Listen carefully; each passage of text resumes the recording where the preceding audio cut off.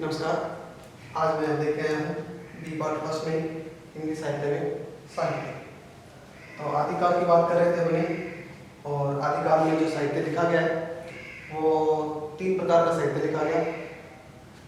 3 प्रकार का साहित्य है। एक लिखा गया जैन साहित्य, दूसरा लिखा गया सिद्ध साहित्य,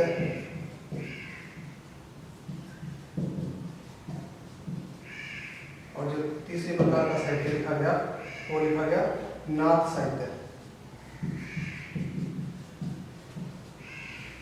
हालांकि आदिकाल में जो भी साहित्य लिखा गया है वो प्रमाणिक नहीं है, फिर भी बहुत से साहित्य ऐसे हैं जैन साहित्य के अंदर जो कि प्रमाणिकता उसमें कुछ है, लेकिन फिर भी ये प्रमाणिकता से परे है। तो चलो तो सबसे पहले अपने बात कर लेते हैं सिद्ध साहित्य। सिद्ध साहित्य में बात करें तो जो सिद्ध थे वह 84 प्रकार के थे। आदिकाल में 84 प्रकार के सिद्ध मिलते हैं, और इनमें जो पहला जो सिद्ध था वह थे सरहपा।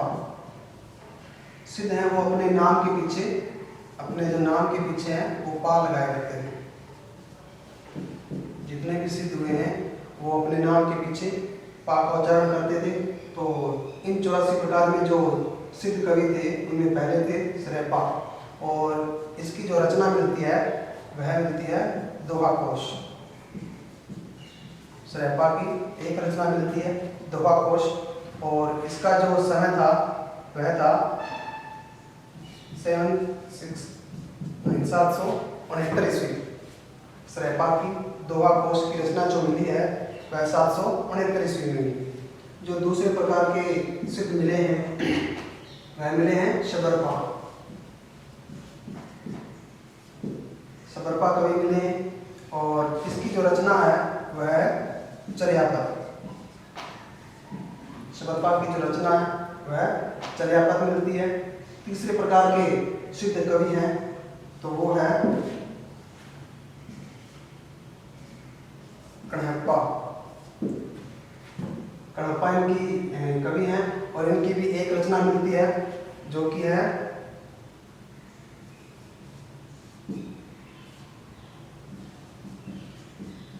कणाचार्य। ये 3 प्रकार के सिद्ध कवि आदिकाल में प्रमुख रूप से मिले हैं, और ये इनकी 3 रचनाएं मिली जो कि प्रमाणिकता पर खरी नहीं उतरी है। हालांकि दोहा कोश में थोड़ी बहुत रचनाएं इनकी है वह प्रमाणिक है, लेकिन फिर भी जो प्रमाणिकता इनमें होनी चाहिए वो नहीं मिल पाई। तो चलो अब अपने बात करते हैं सिद्ध साहित्य के अंदर इनकी विशेषताओं की। तो जो सरहपा थे यह अपने साथ स्त्रियों को भी रखा करते थे। अपने साथ स्त्रियों को साथ रखा करते थे, और इन्होंने स्त्रियों को अपने साथ रखने के लिए किसी दूसरे का सहारा नहीं लिया है। ये स्त्रियों को अपने साथ रखने का एक यह था कि ये योग का उपयोग करते थे। तो योगों के लिए स्त्रियों की को साथ में रहना अनिवार्य इन्होंने बताया है। ये सिद्धों ने कहा है इस तरह का। हालांकि ये बाह्य आडंबरों का, जाति पाति का, ऊंच नीच का ये विरोध किया करते थे, फिर भी अपने साथ ये स्त्रियों को रखा करते थे। नाथ साहित्य ने सिद्ध साहित्यों को बिल्कुल ही नकारा करार दिया, क्योंकि वो अपने साथ स्त्रियों को नहीं रखा करते। चलो अब अपने अगले जो साहित्य मिला है आदिकाल में उसकी बात करते हैं। दूसरा प्रकार आदिकाल में जो दूसरा साहित्य मिला है, हालांकि बहुत ही कम मात्रा में मिला, वह था नाथ साहित्य। आदिकाल में दूसरा प्रकार का साहित्य मिला वो नाथ साहित्य है। नाथों की संख्या है वो आपको पता है, वो 9 मानी गई है। 9 प्रकार के नाथ माने गए हैं, और इनका जो संप्रदाय था वह नाथ संप्रदाय कहलाया। और इसके जो प्रवर्तक थे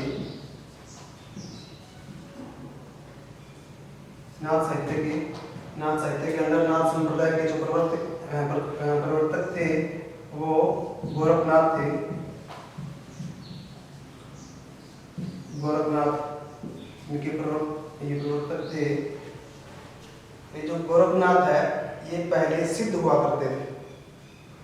गोरखनाथ पहले सिद्ध हुआ करते थे, है ना। इन्होंने स्त्रियों को साथ रखना उचित नहीं समझा और सिद्धों से ये अलग होकर इन्होंने अपना अलग संप्रदाय बना लिया।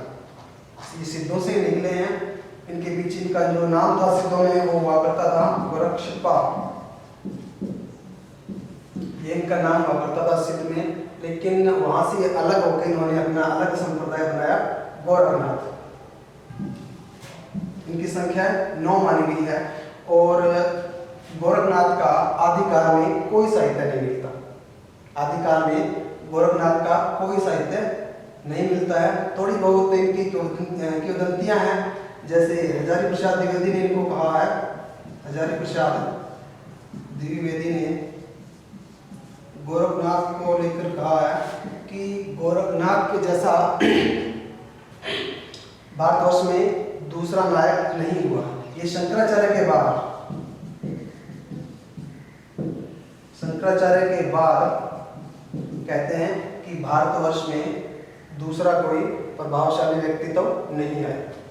हजारी प्रसाद द्विवेदी ने कहा है कि शंकराचार्य के बाद भारतवर्ष में इतना प्रभावशाली व्यक्तित्व देखने को नहीं मिला है। और इसके बाद गोस्वामी जी ने भी कहा है, तुलसीदास गोस्वामी, इन्होंने कहा कि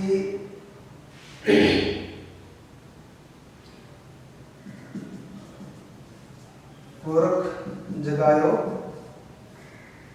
जोग भक्ति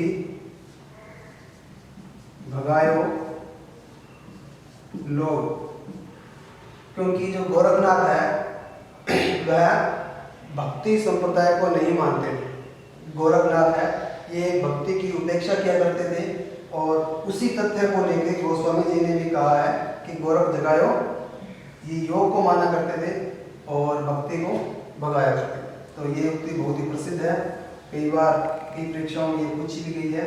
और ये गोस्वामी तुलसीदास ने कहा है कि गोरख जगायो जो भक्ति भगायो लो।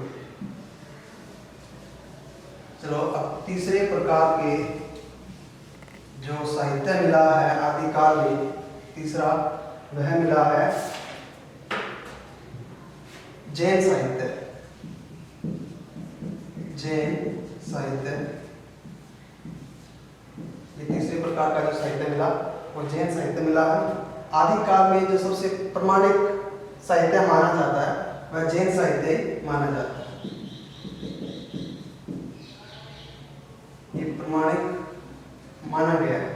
हालांकि कई कवियों और कई उनके ग्रंथों को अप्रमाणिकता सिद्ध हुए हैं, लेकिन फिर भी जैन साहित्य में ये थोड़े बहुत इनकी जो रचनाएं मिलती है प्रमाणिकता पर खरी उतरती है। और जैन साहित्य में जो सबसे पहले इनके कवि हुए वह थे स्वयंभू। वह स्वयंभू थे। ये पैदा हुए 8वीं शताब्दी में। स्वयंभू पैदा हुए 8वीं शताब्दी में। और इनकी जो रचनाएं हैं वह मिलती है पहुम चरियु और रिक्तमणि चरियु।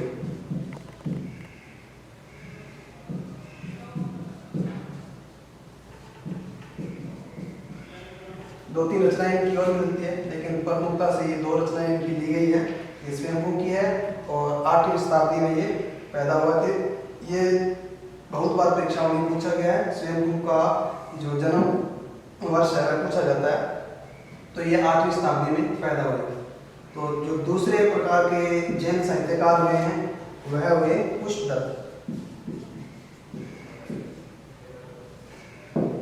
हुए। और इनकी जो रचना मानी जाती है वह मानी जाती है महापुराण।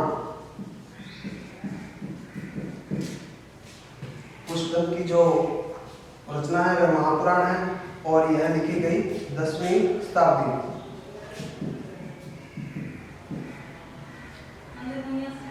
महापुराण 10वीं शताब्दी में लिखी गई। तो जो तीसरे जो जैन साहित्यकार थे वह थे धनपाल थे, और इनकी जो रचना थी वह थी भविष्यत कहा।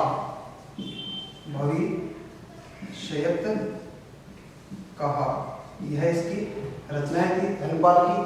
और तीसरे आ गए जो चौथे प्रकार के जो कवि मिले हैं वह मिले हैं देवसेन। वो देवसेन मिले हैं, और इनकी जो रचना है वह मिली है श्राव का चार। ये इसकी रचना मानी जाती है। यहाँ मैं एक चीज आपको बता देना चाहता हूँ कि ये जो श्राव का चार है ये 933 में आई, 933 ईस्वी में आई, और हिंदी साहित्य की ये पहली रचना मानी जाती है। हिंदी साहित्य की पहली रचना की बात करें तो श्राव का चार मानी गई है। ये लिखी देवसेन ने 933 ईस्वी। और हिंदी साहित्य में पहले कवि की बात करें तो वह सिद्ध कवि आते हैं श्रेयपाद या श्रेयपा, एक ही बात है। कई जगह श्रेयपा लिखा होता है, कई जगह श्रेयपाद लिखा होता है। तो जो हिंदी साहित्य के ये प्रथम कवि हैं, प्रथम कवि की बात करें तो श्रेयपा माने गए हैं, और पहली इनकी जो रचना की बात करें तो श्राव का चार मानी गई है। ये लिखी देवसेन ने, और इसको इन्होंने लिखा दोहा कोश लिखी, और इन्होंने श्राव का चार लिखी। ये पहली रचना मानी जाती है, ये पहले कवि माने गए।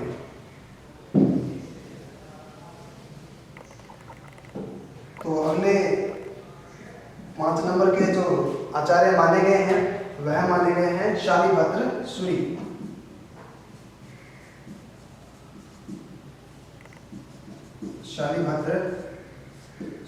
ये माने गए हैं। शालिभद्र सूरी की जो रचना मिली है वह मिली है भरतेश्वर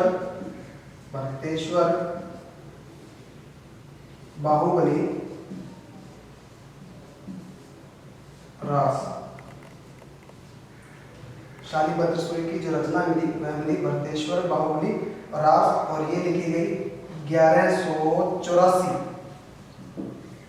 1184 ईस्वी में ये मानी गई। 1184 ईस्वी में ये लिखी गई भरतेश्वर बाहुबली रास, ये लिखी शालिभद्र सूरी ने। तो इसके बाद भी 4-5 कवि और भी हैं जिसकी मैं बात करूंगा।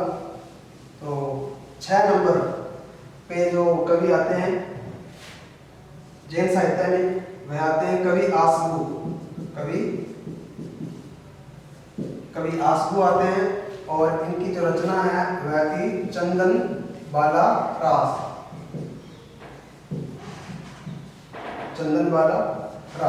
कवि आसगु की रचना है चंदन बाला रास। ये लिखी गई 12वीं शताब्दी में। कई बार इनका जो रचना का जो समय है वो पूछ लिया जाता है। तो चंदनमाला रास का जो समय था वो 12वीं शताब्दी में। तो 7 नंबर पर जो आगे आते हैं वह आते हैं विजय सेन सूरी।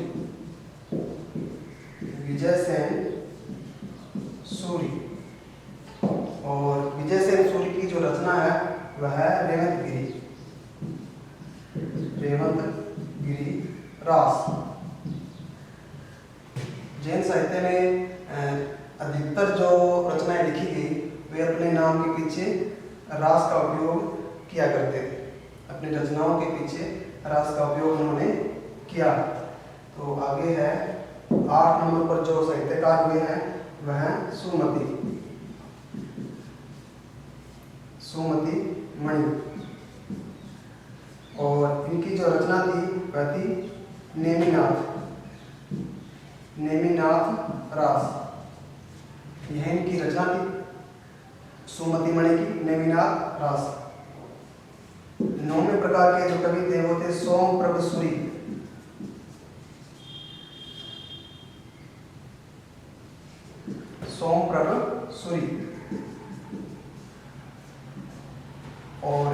जो रचना थी वह थी कुमारपाल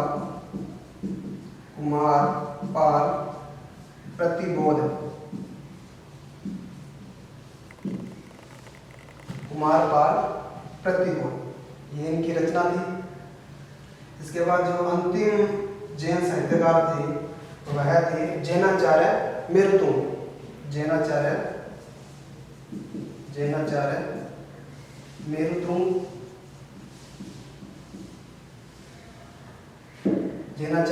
मेरुतुंग और इनकी जो रचना थी वह थी प्रबंध चिंतामणि। एक दो बार भी परीक्षाओं में पूछी है कि प्रबंध चिंतामणि के रचनाकार कौन है, तो वो थे मेरुतुंग, जैनाचार्य मेरुतुंग इनके रचनाकार। तो ये थे जैन साहित्य। ये जितने भी मैंने आपको आचार्यों के नाम और उनकी रचनाओं का ये जो ग्रंथ लिखे हैं ये बिल्कुल प्रमाणिकता प्रसिद्ध हुए हैं। ये प्रमाणिक माने जाते हैं जैन साहित्य में। इनको इनका जो समय है वह आप याद कर लीजिएगा। और दूसरी बात जो मैंने आपको श्रावकाचार्य के बारे में बताया देवसेन की, है ना, तो वो हिंदी साहित्य की पहली रचना मानी जाती है। उसको आप थोड़ा सा देख लीजिएगा। ये 3 प्रकार के आदिकाल में साहित्य लिखे गए जो कि केवल जैन साहित्य ही प्रमाणिक है। जैन साहित्य के बाद एक रासो काव्य और लिखा गया। रासो काव्य जिसकी बात करते हैं, जो कि प्रमाणिकता प्रसिद्ध नहीं हुआ है, यह अप्रमाणिक माना जाता है रासो काव्य। और समय समय पर इस पर द्वंद्व वियुद्ध भी छिड़ा रहता है कि रासो काव्य प्रमाणिक है या अप्रमाणिक है। तो एक धड़ा तो इसे प्रमाणिक मानता है और दूसरा अप्रमाणिक मानता है, तो एक अर्ध प्रमाणिक भी मानता है ना। ये बिल्कुल प्रमाणिक नहीं माना गया है। तो जो पहले जो रासो काव्य है उनके जो रचनाकार का नाम मैं लिख देता हूँ, तो वह थे नरपति नालय थे। और इन्होंने जो साहित्य लिखा वह लिखा विसलदेव रासो।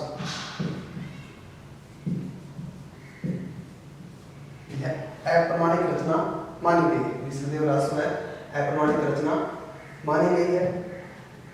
2 नंबर जो लिखी है वह है चंद बरदाई। और इन्होंने चंद बरदाई जो रचना लिखी है वह लिखी पृथ्वीराज रासो। चंद बरदाई ने जो रचना लिखी वह पृथ्वीराज रासो है। यह भी अप्रमाणिक मानी जाती है। 3 नंबर पर जो लिखी कुमान रासो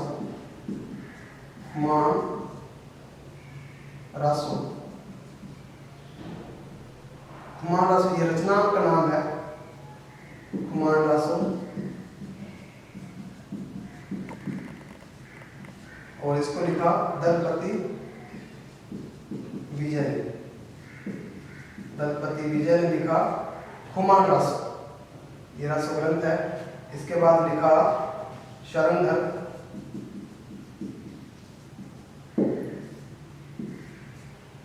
ने लिखा हमीर रासो।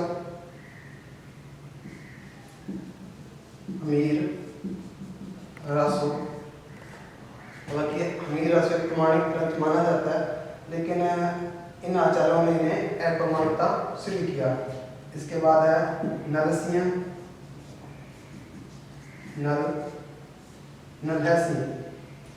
इन्होंने लिखा विजयपाल रासो।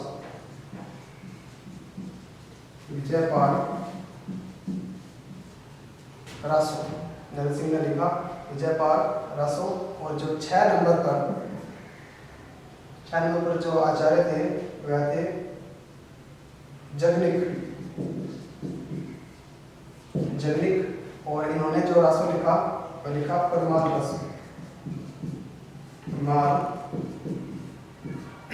रासो। तो रासो काव्य में 6 प्रकार के रासो ग्रंथ मिलते हैं। ये नाम के पीछे आपको पता लग जाएगा कि ये कौन सा काव्य है ना। ये सभी के सभी अप्रमाणिक माने गए हैं। हालांकि इन दोनों के ऊपर द्वंद्व युद्ध छिड़ा रहता है। इसे एक धड़ा तो मानता है कि यह प्रमाणिक है, तो दूसरा मानता है यह अप्रमाणिक है। तो बहुत से आचार्य को अर्ध प्रमाणिक भी मानते हैं, प्रतिविरोध रासों को और निसंदेह रासों को। तो ये 3 प्रकार के प्रमाणिक माने गए हैं और ये एक रासो काव्य माने। तो अब ये जो आदिकाल का जो टॉपिक था आपका, ये लगभग पूरा हो गया है। इनकी प्रवृत्तियां मैंने आज आपको बताई, और हालांकि मैं मोटा मोटा आपको इसकी विशेषताओं के बारे में भी बता देता हूँ। इनकी जो विशेषताएं हैं, हालांकि आपके टॉपिक में नहीं है, लेकिन फिर भी आदिकाल की अपने बात कर ली तो इसकी विशेषताओं के बारे में मैं थोड़ा सा बता देता हूँ। तो आदिकाल में जो साहित्य लिखा गया वह लगभग युद्ध को लेकर लिखा गया, और उसके बाद लिखा गया ये है वीर रस को लेकर लिखा गया, श्रृंगार रस को लेकर लिखा गया,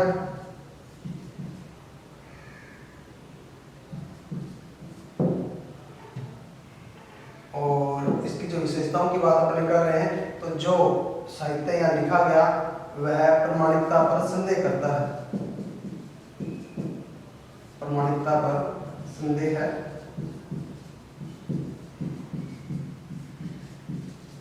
करता है और कल्पनाओं से भरपूर है। इसमें अगर संदेह है तो अपना तीसरा पॉइंट ये भी लिख सकते हैं कि इनमें कल्पनाओं का भरपूर है, कल्पनाओं का प्रभाव मिलता है।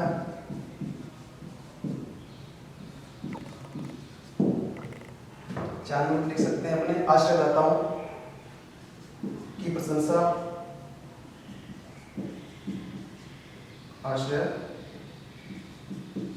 आश्रयदाताओं की प्रशंसा। जब युद्ध की बात और वीरस की बात हो रही है तो आश्रयदाताओं की प्रशंसा भी यहाँ मिलेगी। और जो 5वीं जो इसकी विशेषता मिलती है वह मिलती है थोड़ी बहुत राष्ट्रीयता, इसको अपने लिख सकते हैं संकुचित राष्ट्रीयता। तो ये 5 प्रकार की विशेषताएं इस आदिकाल में मिलती है। इनमें युद्ध, वीरस और श्रृंगार रस भी मिलता है, प्रमाणिकता पर संदेह करता है, कल्पनाओं का इस पर भरपूर प्रभाव मिलता है, आश्रयदाताओं की प्रशंसा भी मिलती है और थोड़ी बहुत संकुचित राष्ट्रीयता भी इसमें पाई जाती है। तो ये आपके बीए पार्ट फर्स्ट में इकाई नंबर 4 की जो आदिकाल आपका टॉपिक था, आदिकाल, ये कंप्लीट हो गया है।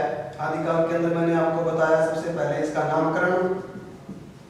नामकरण के बारे में बताया, आदिकाल में जितने भी कवि हुए हैं उनके बारे में बताया, आदिकाल की जो प्रवृत्तियां थी वह बताया, और इनमें जो साहित्य लिखा गया है ना, उन आचार्यों के नाम और उनके जो ग्रंथ थे उनके बारे में बताया।